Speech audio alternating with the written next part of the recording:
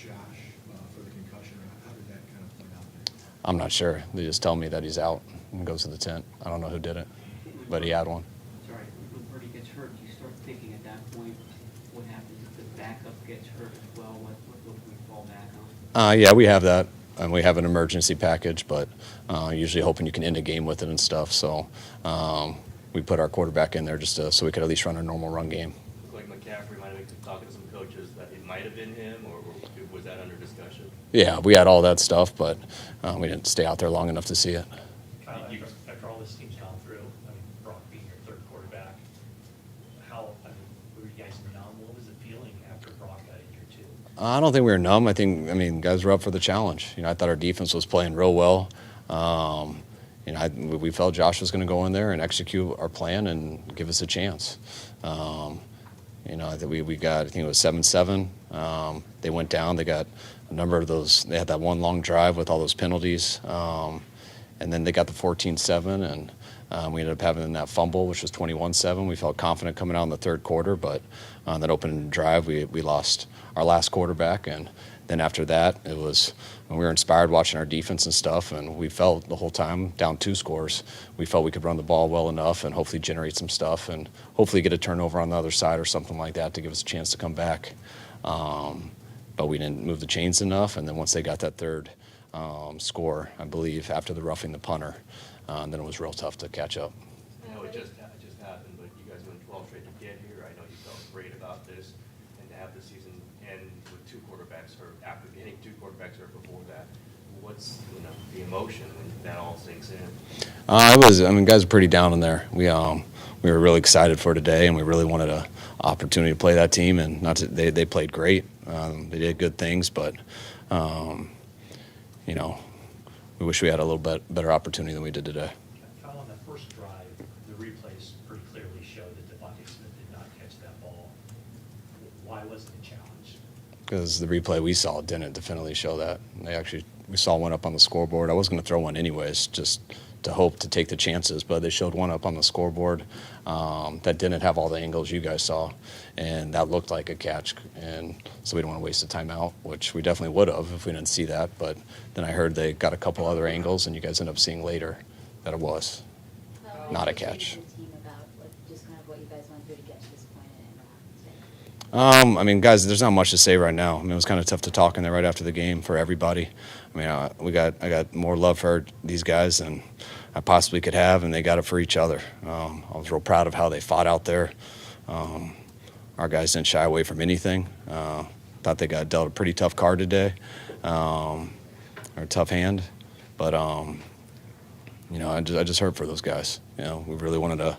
We felt really good about this game, and it was a tough one, some tough circumstances, and we should have done a few things better, but I'm really proud of the group in there, and excited to look forward to talking to some of them on the plane. What happened on the play during which Brock Purdy hit his elbow from your vantage point? Someone hit him in his elbow, the backside DN, number 7.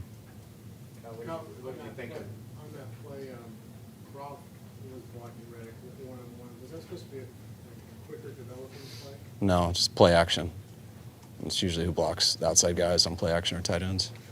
Is it your understanding there's supposed to be an independent person on that 4th down play on the first drive, that it's not all in your hands, that there's somebody who recognizes that and shows other angles before the next play gets run? Yeah, we all do it. We all look at stuff. It's really easy to see when you get to see it that it's incomplete, but that other person, myself, everyone in the stadium looking at the screen and all the angles that we had in the timing of it was snapped, which I don't know what you guys had, but we couldn't see that. So I guess my point is, should that other angle have been shown earlier at some point, that everybody can see it? Is that kind of the protocol? I wish, but there's people. I think the NFL can do that if they see it. They're supposed to do it, but we didn't see it. So there's a play clock. You got 40 seconds. They're going to get it off, and they got it off. I was going to throw it anyways, just hoping, but it looked like he caught it. And then they show a replay up there, which I was shocked they showed it. But it ended up looking like a catch on the replay too, because you couldn't see the other angles. So that's why we didn't. And then I was told at the end of the drive they saw a couple of other angles, and I was told it was incomplete. What do you think about Josh and the way the offense ran before he got hurt? Obviously, a tough situation for him, given how long I mean, he didn't get to do much. I mean, he came in and threw that slant to Debo, and they were going to get in 2 minutes, and we were just going to go to another screen, and they ended up mishandling the snap, which was obviously not a good play because they ended up getting it, and they got 7 more from it. And then he got hurt on the first series the next time, so Josh didn't get to do much either. How much like Brock, kind of, did he try to lobby to get back in the game at all?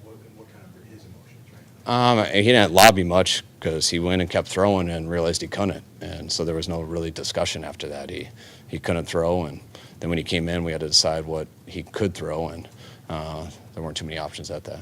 Why was your defense so off kilter, Kyle, from the jump? I didn't think they were off kilter from the jump.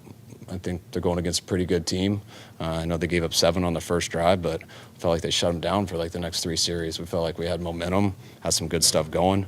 I think the penalties really got to our defense. I think a number of them were self-inflicted that we got to do better on. A few of them, I'll see how it is when I saw the tape, but that's what got them going. And you're going against one of the best offenses in the league, and can't make those mistakes, but our defense held them to 14 there in the first half with the 2 turnovers in offense, and so the second turnover got them 7.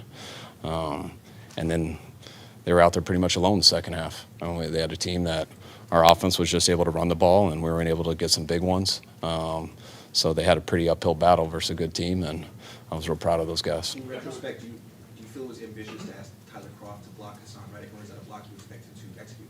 It's a tough block, but all play actions are tight ends versus edge rushers. They had us on a number of those today too. You hope you can step up on it, which you usually do in a pocket. It was going. BA had beat him. It was going to be a big play, but I didn't see what else the pocket was like. You got pretty agitated on that punt, when the penalty call for repping the punter. Did it seem clearly to you that he got blocked into him? That's what I thought, but I'm not standing right in front of it like he is, so he should have a better view. But that's what we all thought. There were some skirmishes there throughout the game. Was it just Trent obviously throwing a guy down? Did you see that, and just then maybe the natural frustration that get coming out there?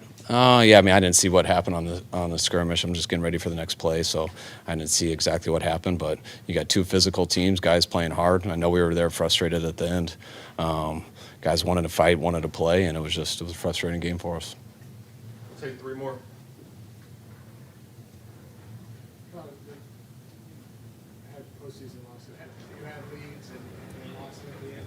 Is this more painful, or do they all just feel awful? I mean, losing feels awful. Yeah, this one was harder. This one was a lot harder, I thought.